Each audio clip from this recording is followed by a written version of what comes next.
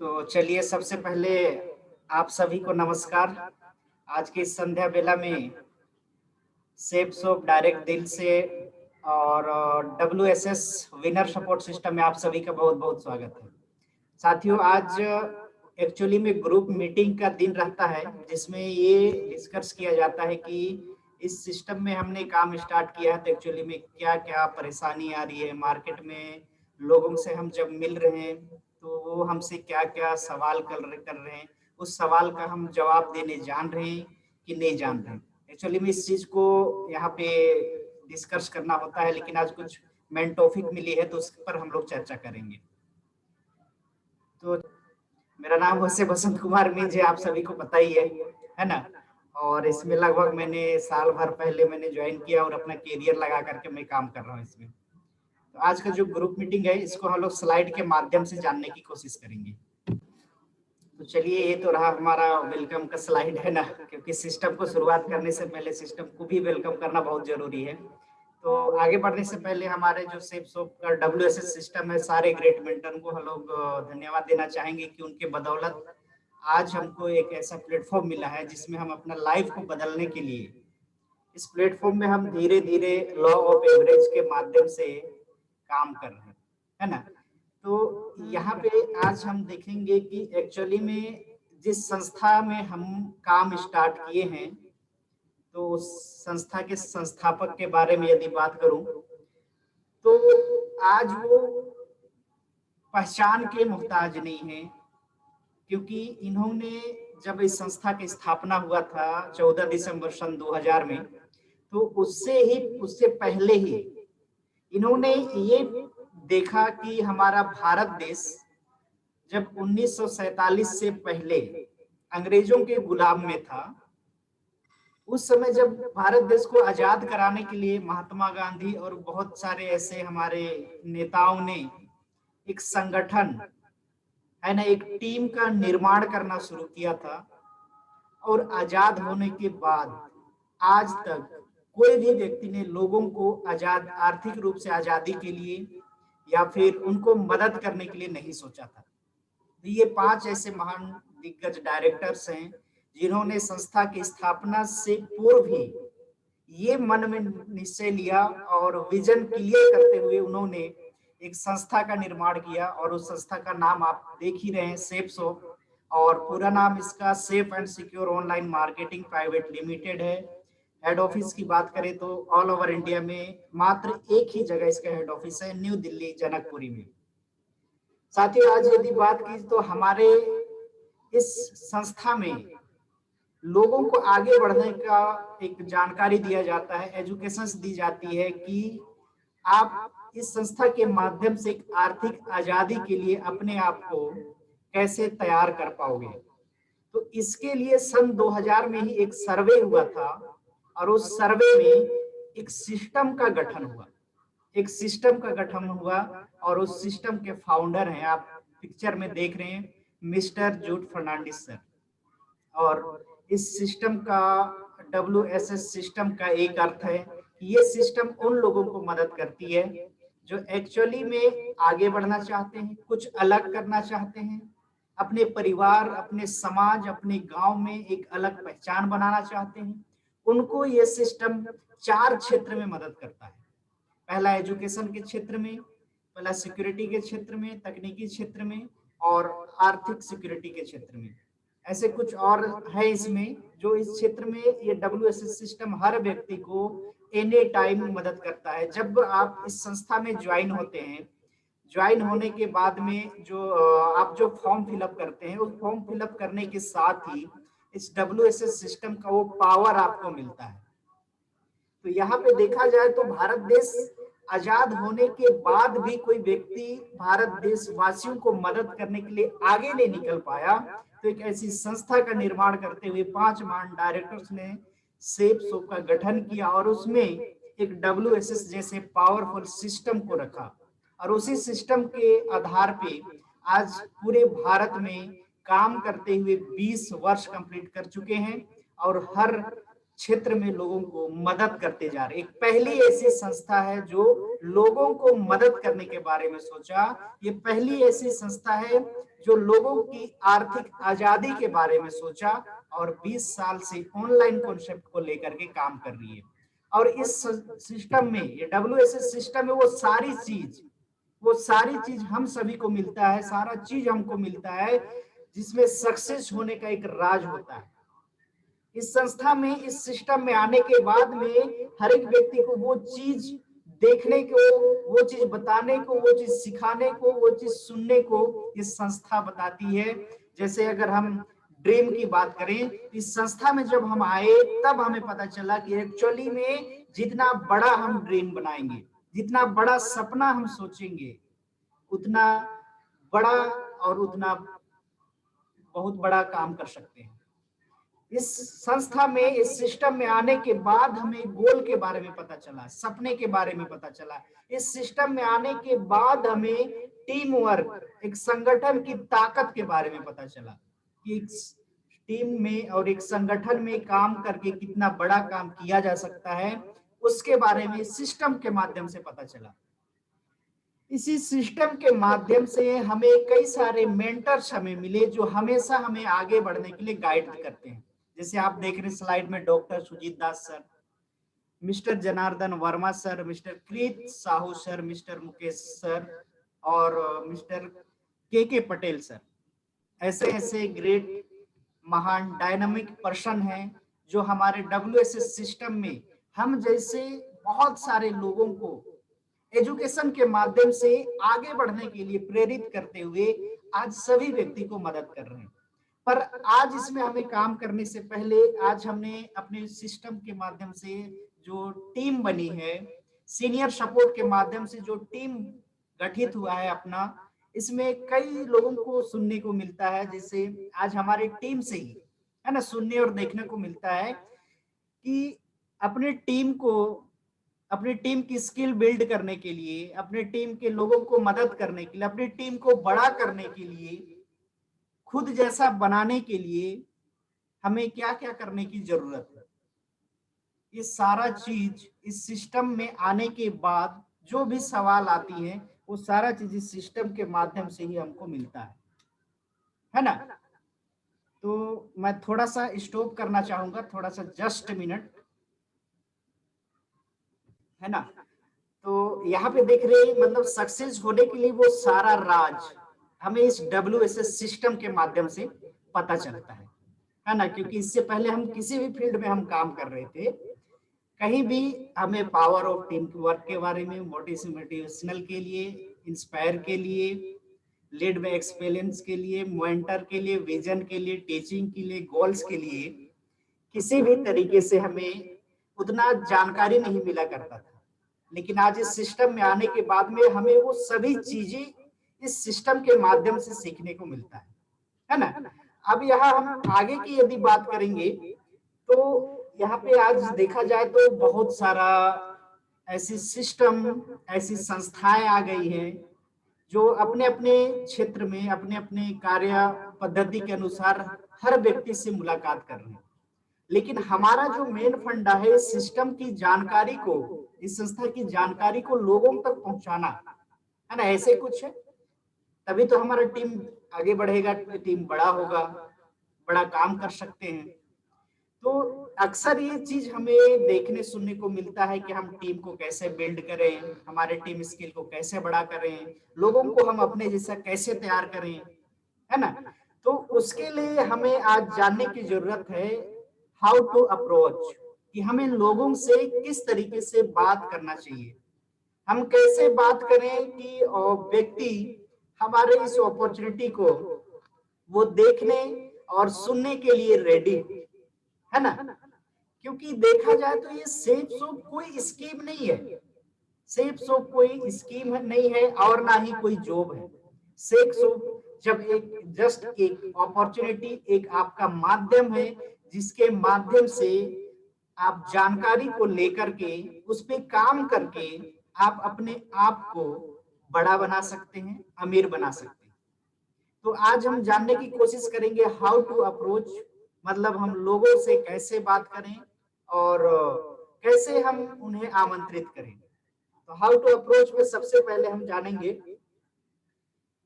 WSS system के बारे में, है ना।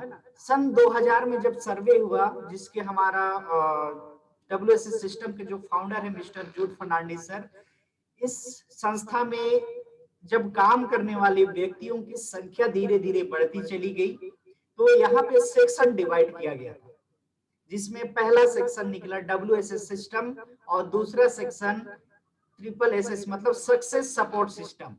ये दो ही ऐसे सिस्टम बने थे उस समय। उसके बाद इन्हीं सिस्टम्स के माध्यम से आज बहुत सारे सिस्टम्स ओपन हो चुके हैं।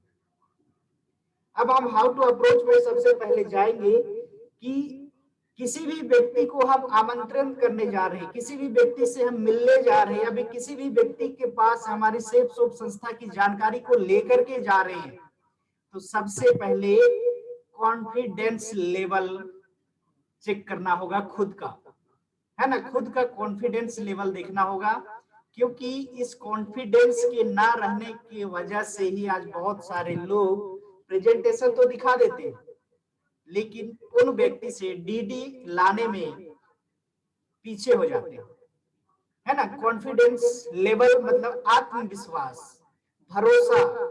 यह जो बिजनेस है आत्मविश्वास पे टिका हुआ है, भरोसा पे चल रही है बिजनेस, क्योंकि हमारे सीनियर्स, हमारे मेंटर्स ने हमें बताया है कि यह फैमिली बिजनेस है, दोस्ती यारी का बिजनेस है, इसलिए इसे आप कॉन्फिडेंस होकर मतलब आत्मविश्वास खुद में होना चाहिए, है ना। खुद में मतलब इस संस्था को लेकर के खुद में कॉन्फिडेंस होना चाहिए, एक भरोसा होना चाहिए, एक आत्मविश्वास होना चाहिए, है ना, कि ये संस्था अनंत काल तक, सॉरी अनंत काल तो नहीं, लेकिन जब तक ये धरती रहेगी, लोग रहेंगे, तब तक ये संस्था चलेगी। कॉन्फिडेंस होना चाहिए एक व्यक्ति के अंदर। दूसरा, इस संस्था के जितने भी प्रोडक्ट्स हैं उसके बारे में अपने आप में पहले आत्मविश्वास होना चाहिए, अपने आप में भरोसा होना चाहिए कि हमारी जो संस्थाएं हैं उसकी जो भी प्रोडक्ट्स हैं नंबर 1 प्रोडक्ट्स है, नंबर 1 क्वालिटी के प्रोडक्ट्स है। ये आत्मविश्वास अपने आप में पहले होना चाहिए।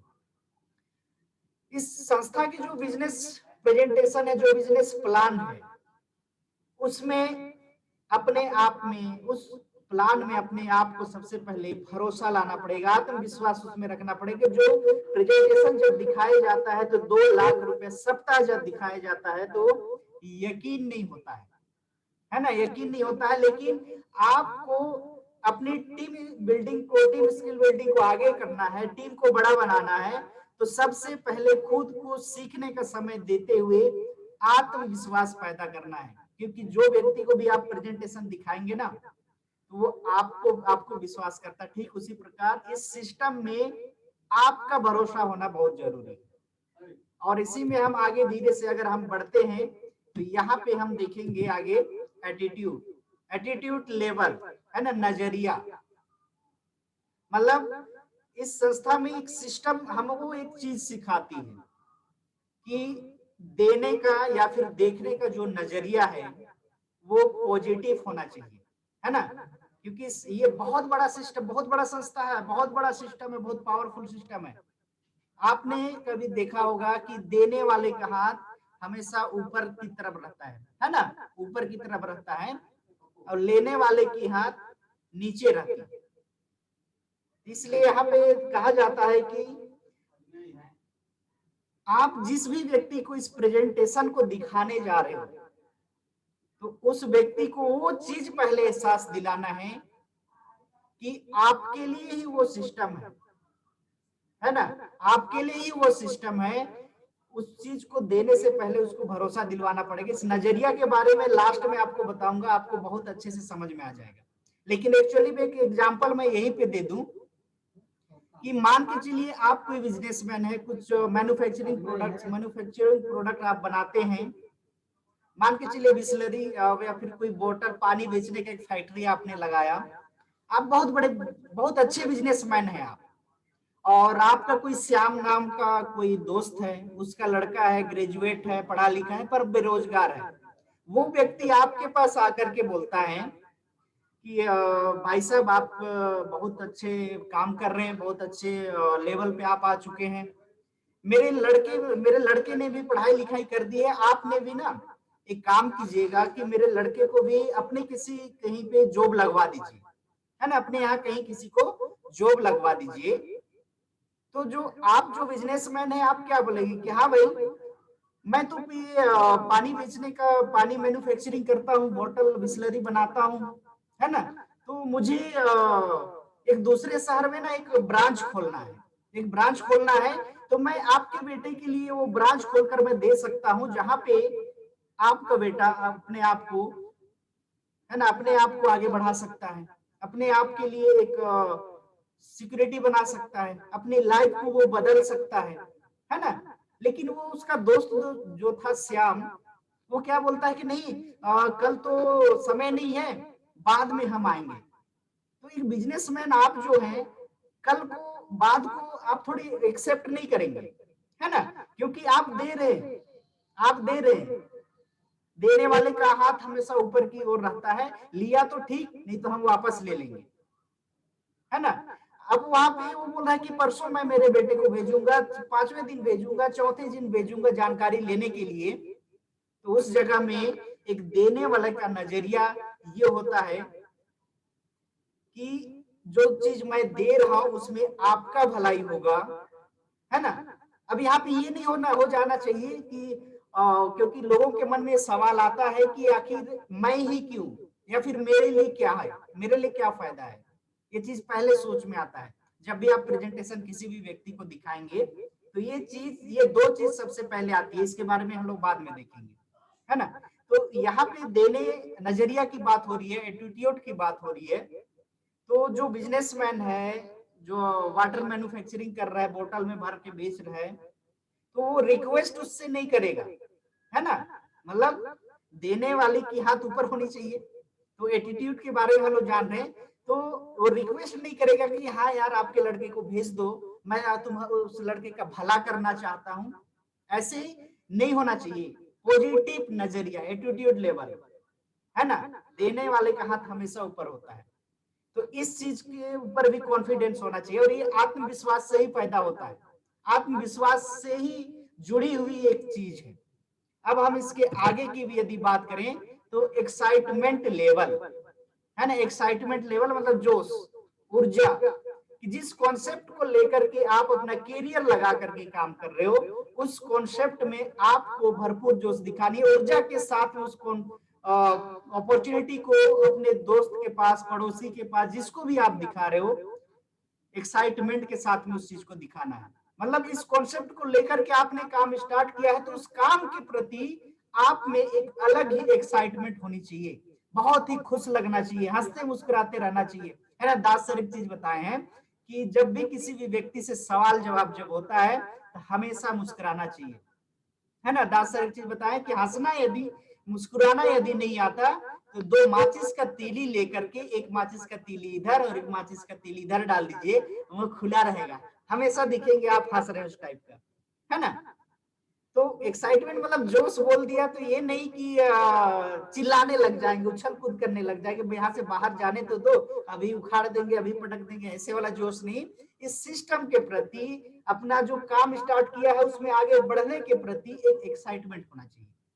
ये चीज आत्मविश्वास से ही मिलेगा, है ना। और लास्ट जो चीज इसमें हम लोग देखेंगे, डोंट टेक रिजेक्शन पर्सनली, है ना। क्योंकि मार्केट में कई तरह के लोग होते हैं, मार्केट में कई तरह के लोग होते हैं, इसलिए यहाँ पे डोंट टेक रिजेक्शन पर्सनली, मतलब मना करने वाले कई तरीके से मना कर सकते। कोई प्यार से मना कर देता है, कोई घुमा फिरा करके मना कर देगा, कोई थोड़ा सा तीखा तीखा मिर्ची टाइप का बोल करके मना कर देता है ना।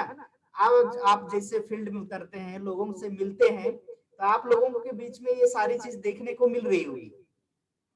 इसको दिल से नहीं लेना है, क्योंकि समाज में कई तरीके के लोग होते हैं। आप समाज में देखा होगा, कोई आटा चक्की, हर व्यक्ति आटा चक्की नहीं खोला होगा, हर व्यक्ति किराने का दुकान नहीं खोला होगा, हर व्यक्ति साइकिल का दुकान नहीं खोला, हर व्यक्ति बाइक नहीं चलाता होगा, हर व्यक्ति चावल नहीं खाता होगा, हर व्यक्ति रोटी नहीं खाता होगा। अलग अलग तरह के लोग हैं। कहने के मतलब, रिजेक्शन इस संस्था में आप काम कर रहे हैं तो ना सुनने की आदत डालनी पड़ेगी। और यहाँ पे देखा जाए तो बहुत सारे व्यक्ति तीखी वचन बोल करके रिजेक्शन, मुझे करना ही नहीं है ना, तुम यहाँ से चले जाओ, मुझे करना ही नहीं है, तो वहां भी आपको दिल से नहीं लेना है। बुरा नहीं मानना है, उसको बोलना है ठीक है सर, आप नहीं करना चाहते कोई दिक्कत नहीं, आपको अपना काम मुबारक हो सर, है ना, क्योंकि हमारा सिस्टम कहता है आ गया तो बेस्ट, नहीं तो नेक्स्ट, है ना। इसलिए यहाँ पे डोंट टेक रिजेक्शन पर्सनली, कभी भी दिल से नहीं लेना है कि किसी भी व्यक्ति को आपने प्रेजेंटेशन दिखाया तो यदि वो व्यक्ति मना कर देता है तो कोई बात नहीं, उसको धन्यवाद देना चाहिए कि कोई दिक्कत नहीं है सर, जब कभी भी आपका मन करे कि मुझे इस संस्था में काम करना चाहिए सर, आपका वेलकम रहेगा, हमेशा से हमारा दरवाजा खुला है, आप जब चाहे सर मन करे आप आ जाइएगा, है ना। मतलब क्या बोले इसे, रॉयल एग्जिट, दास सर हमें बताते हैं रॉयल एग्जिट, मतलब ऐसा उससे इस चीज को बोल करके आना चाहिए कि उसे लगे कि मेरे लिए कुछ ऐसा जो चीज था जिसमें मैंने ना जा करके गलती की, मैंने ज्वाइन ना करके गलती कर, ऐसा उसको एहसास होता है उसमें, है ना। अब इतना चीज ये मतलब हम लोग यहाँ पे जानने की कोशिश कर रहे थे कि व्यक्ति से हम बात करेंगे तो किस तरीके से बात करने को हमको शुरुआत करना है। तो पहला आपने देखा इसमें आत्मविश्वास, दूसरा नजरिया, है ना, और तीसरा आपने देखा यहाँ पे एक्साइटमेंट, चौथा आपने देखा यहाँ पे डोंट रिजेक्शन पर्सनली। इस चीज को एक व्यक्ति में होना चाहिए और इसी चीज को लेकर के हमारे पाथ में भी बात किया जाता है, जहाँ पे राह, है ना, हमारा डब्ल्यूसी सिस्टम का जो रास्ता है, पाथ, उस चीज में सारा चीज बताया जाता है। अब हम इसके आगे बात करते हैं कि बहुत सारे लोग कहते हैं कि इनवाइट करते हैं, है ना, लोगों को हम बुलाते हैं, बात करते हैं, पर आते नहीं हैं, तो उसके लिए भी हमें कुछ चीजों को अपनाना होगा, क्योंकि ये सिस्टम का जो फंडा है इनविटेशन, है ना, इनविटेशन जो है सिस्टम का बहुत महत्वपूर्ण भाग है, बहुत महत्वपूर्ण भाग है। इनविटेशन में वो ताकत होती है जिसके वजह से आपका जो इनकम है ना, आपका जो इनकम है पहले हफ्ता की अपेक्षा दूसरे हफ्ते में कुछ ज्यादा होता है, मतलब इनविटेशन ही तय करता है कि नेक्स्ट हफ्ते में आपका इनकम कितना आना है ना। इसमें भी लॉ ऑफ एवरेज, औसत का नियम काम करता है, इसलिए जितना ज्यादा से ज्यादा हो सके इनविटेशन देना है। लेकिन अब इनविटेशन देने के लिए कुछ चीजों को हमको ध्यान देना होगा, इस चीज को हम लोग जानने की कोशिश करेंगे, है ना। तो देखा जाए तो आप सभी ने करीबन इस सिस्टम में आने के बाद में अपने रिलेशंस में रिलेटिव वालों का, भाई दोस्त लोगों का, सबका लिस्ट बना ही लिया होगा, है ना। कम से कम बताया जाता है 100-150 लोगों का लिस्ट बनाना है, उसी के हिसाब से हम काम करेंगे, है ना। तो मान के चलिए आपने 150 लोगों का लिस्ट बना भी लिया है, तो हम लोग इनविटेशन करने की बात को सीखेंगे अभी कि हमें कैसे बात करना चाहिए, तो उस चीज को सीखेंगे। तो जो लिस्ट आपने तैयार किया है उस लिस्ट को हम 3 भागों में बांट देते हैं, है ना, 3 भागों में हम बांट देते हैं। जो पहला होता है हॉट लिस्ट, दूसरा वार्म लिस्ट और तीसरा कोल्ड लिस्ट, ये 3 भाग में हमने उस लिस्ट को हमने बांट दिया। तो होस्ट लिस्ट में सबसे पहले आते हैं आपके करीबी, मतलब एकदम क्लोज, एकदम करीबी, आपके रिलेटिव, रिलेशन वाले लोग होते हैं जो आप पर बहुत ज्यादा भरोसा करते हैं, ब्लाइंड, है क्या बोलते हैं, अंधविश्वास करते हैं आप पर, मतलब बहुत ज्यादा विश्वास करते हैं। और दूसरा आते हैं वार्म लिस्ट, मतलब उतना ज्यादा भरोसा नहीं, मतलब अंधा भरोसा नहीं करते हैं, मतलब लेकिन फिर भी भरोसा के लायक है, आपके बातों को मान जाएंगे, ऐसे लोग वार्म लिस्ट में आते हैं। और तीसरा जो है कोल्ड लिस्ट, इसमें अनजान लोगों का या फिर आप कभी मिले ही नहीं है उनका लिस्ट होता है ना। तो यहाँ पे इनविटेशन करने के लिए सबसे पहले हम लोग हॉट लिस्ट और वार्म लिस्ट के बारे में बात करेंगे कि इन लोगों को यदि हमको प्रेजेंटेशन शो करना है, प्लान को हमको इनको दिखाना है, तो हम हॉट लिस्ट और वार्म लिस्ट के बारे में अभी जानेंगे, बाकी कोल्ड लिस्ट को हम लोग बाद में देख लेंगे, है ना। तो यहाँ पे देखा जाए तो जिस भी व्यक्ति को आप अपने हॉट लिस्ट और वार्म लिस्ट में जब भी प्रेजेंटेशन के लिए आप आमंत्रित करते हैं या फिर इस प्रेजेंटेशन को लेकर के जा रहे हैं, तो सबसे पहले व्यक्ति के मन में 2 सवाल पैदा होते हैं, है ना। सबसे पहले 2 सवाल पैदा होती है कि जिस प्रेजेंटेशन को आप लेकर के गए हैं, तो उसके व्यक्ति में, उस व्यक्ति के मन में ये सवाल जरूर पैदा होती है कि आप जिस प्रेजेंटेशन को लेकर के मेरे पास आए हो, तो इसमें मेरे लिए क्या है ना, इसमें मेरे लिए क्या है।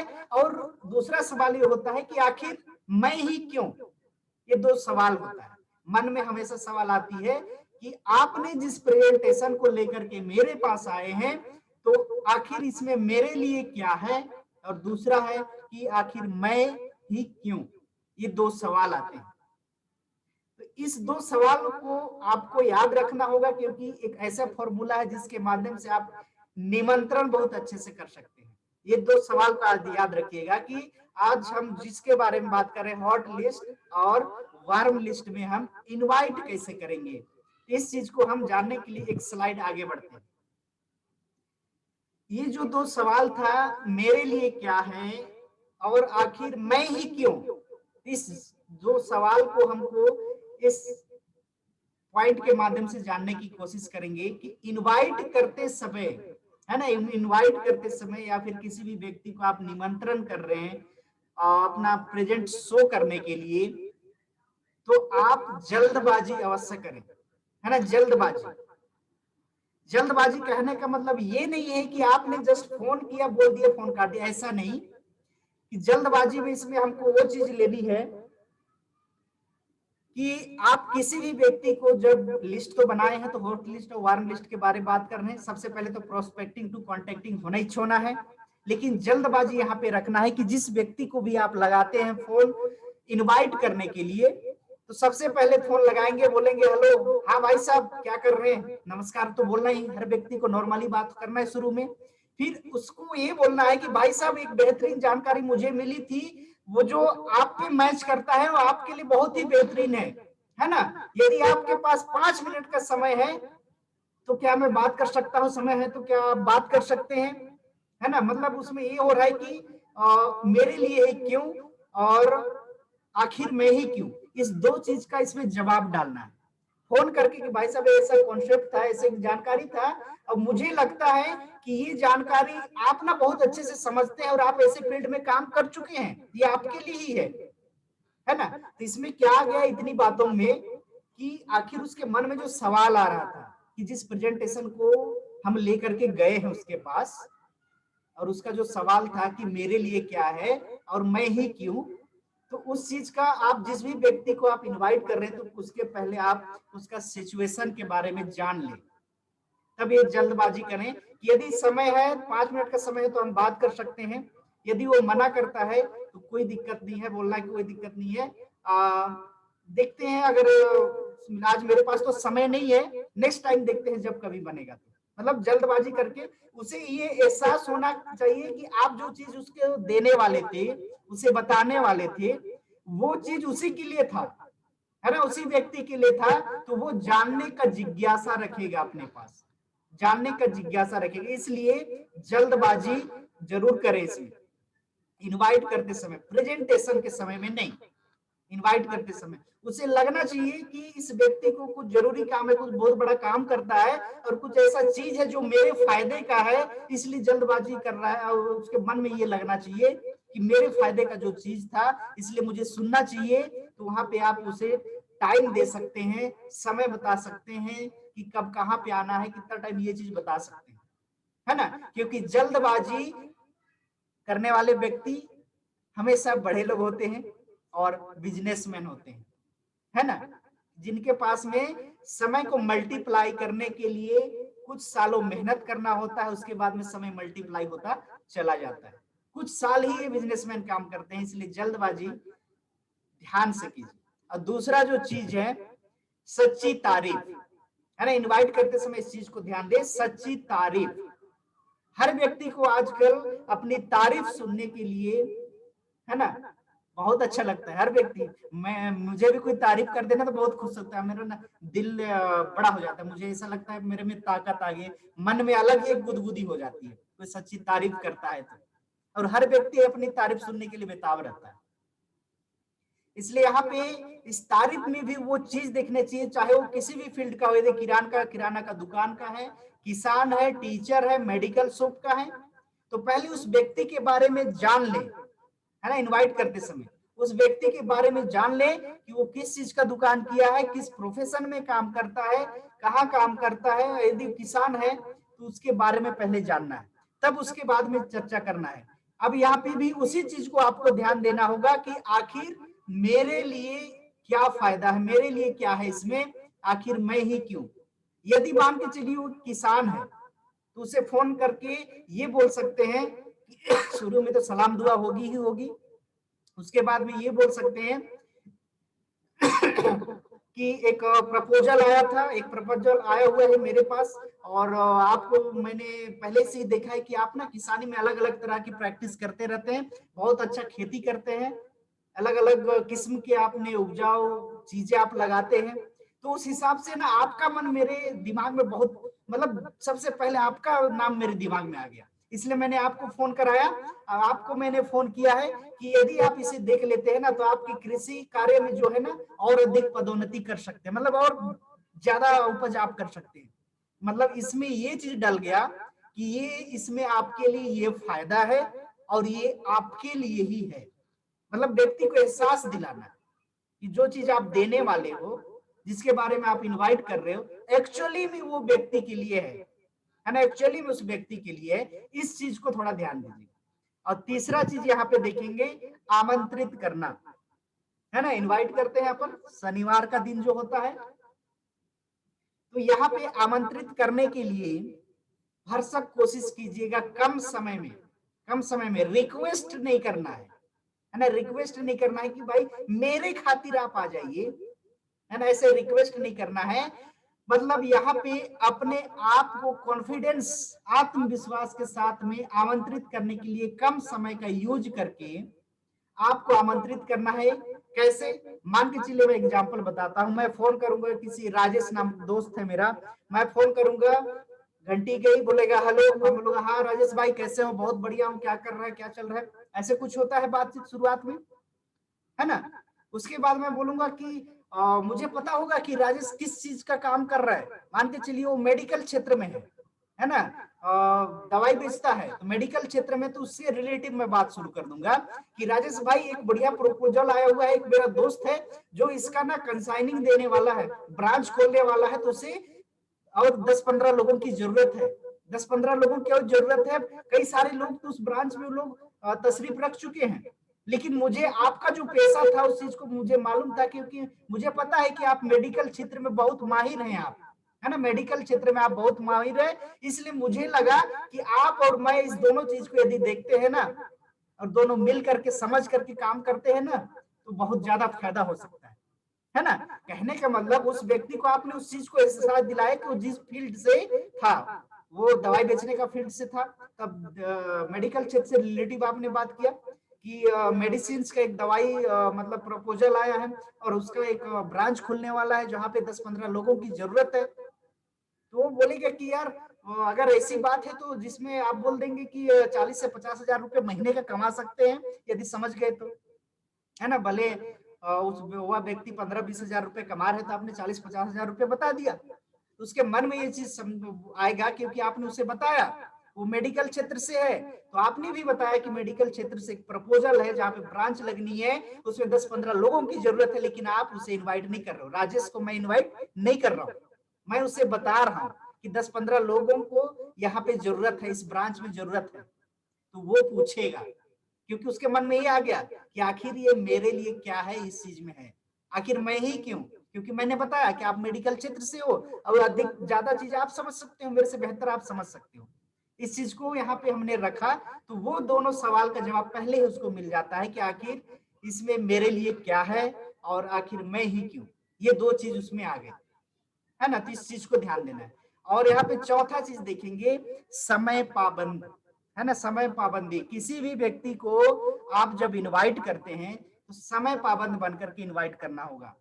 यदि आप प्रेजेंटेशन में बैठाना चाह रहे हैं या फिर किसी सर से आप मुलाकात करवाना चाह रहे हैं, तो उसे आप फोन करके बोलिएगा कि सर अगर समय हो तो आपको बहुत जरूरी बात बतानी है जो आपके फायदे की है ना, जो आपके फायदे की है, जिसमें आप बहुत बड़ा काम कर सकते हैं, मुझसे ज्यादा आप काम कर सकते हैं, आपके फायदे की है, तो आपके पास यदि समय है तो आपसे मैं मिलना चाहता हूं, आप यदि आ जाए तो बहुत अच्छा रहेगा।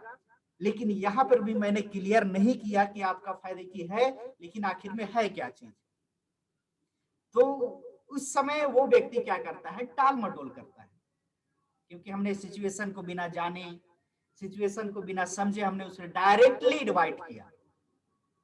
यहाँ पे यदि मैं बोलूं कि समय पाबंदी बनना है तो उस व्यक्ति से बोलना है कि जो चीज मैं आपको बताने वाला था वो फायदे की जो चीज थी, यदि आपके पास समय नहीं है तो कोई दिक्कत नहीं है सर, लेकिन क्या है ना कि जो सर से जो मैं मिलवाने वाला था सर, वो कल ना नहीं रहेंगे, एक हफ्ते के लिए नहीं रहेंगे, पता नहीं फिर कब आते हैं। मतलब समय का एहसास दिला करके उस चीज को, उसको एहसास दिलाते हुए इनवाइट करना है।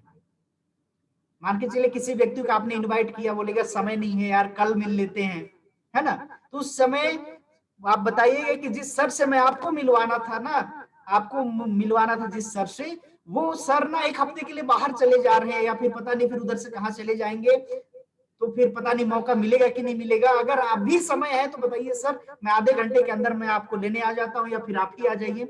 ऐसे सब समय पाबंद है ना, क्योंकि मैं बहुत जल्दी में हूँ। सर आए हैं तो मुझे लगा क्योंकि आप मेरे बचपन के दोस्त हैं, बचपन साथ में हम लोग पढ़े, इसलिए मैं आपको याद किया। समय पाबंद मतलब ये एहसास दिलाना कि जो चीज उसको आप देने वाले हो, दिखाने वाले हो, उसके लिए परफेक्ट है, इस चीज को एहसास दिलाना, है ना, ऐसे मतलब बताना। और लास्ट में यहाँ पे हुए ऑफर वापिस, जिस चीज को मैंने अभी यहाँ पे बताया कि किसी शख्स को आप अपने सर से मिलाना चाह रहे थे, अगर उस सर वो व्यक्ति के पास समय नहीं है, तो पहले ही वहां पे क्लियर कर देना है कि जिस शख्स के माध्यम, जिस शख्स से मैं आपको मिलवाना चाह रहा था, वो आज शाम तक ही यहाँ पे रुक रहे हैं। यदि आपके पास समय है तो अभी आ जाइए, और नहीं तो फिर नेक्स्ट टाइम देखेंगे, कल सर नहीं रहेंगे हमारे पास। इन चीजों को हमको ध्यान देना है ना। तो मतलब मैं जो कुछ भी बताना चाह रहा था लगभग मैंने क्लियर करने की कोशिश की। मैं उतना ज्ञाता तो नहीं हूँ, फिर भी अपनी टीम को बताने के लिए कुछ ना कुछ सीख करके, लोगों से हम मिल करके जो सवालें पैदा होती है उस चीज को आप लोग के सामने मैंने रखने की कोशिश की कि हाउ टू अप्रोच में, कि हम लोगों से बात करने के लिए अपने आप को तैयार करना है ना, अपने आप को हमें तैयार करना है। और अपने आप को हम तभी तैयार कर पाएंगे जब हम बुधवार का ग्रुप मीटिंग, शुक्रवार का ट्रेनिंग हर हफ्ता हम अटेंड करेंगे, क्योंकि हमारे इस सिस्टम में ये दो ही ऐसा दिन है जहां पे सीखने और आपस में बातचीत करने का बहुत ही बड़ा बेहतरीन मौका होता है, जो एक साथ मिलकर के हम 1 to 1 या फिर एक साथ एकत्र होकर के भी इस चीज को ऑर्गेनाइज कर सकते हैं। बाकी दूसरा चीज हमने देखा कि इनवाइट करते समय हम किस चीज को ध्यान दें, कि जिसे हम इनवाइट कर रहे हैं उसके फायदे का हो, है ना, क्योंकि देने वाले का हाथ हमेशा ऊपर होता है, लेने वाले का नीचे। अगर ले रहे तो ठीक, नहीं लिया तो हम वापस ले लिए, इस तरीके का, है ना। तो चलिए ठीक है, बहुत बहुत धन्यवाद, मेरी बातों को बहुत समय से आप लोग सुन रहे हैं, तो आप सभी को बहुत बहुत धन्यवाद। और स्लाइड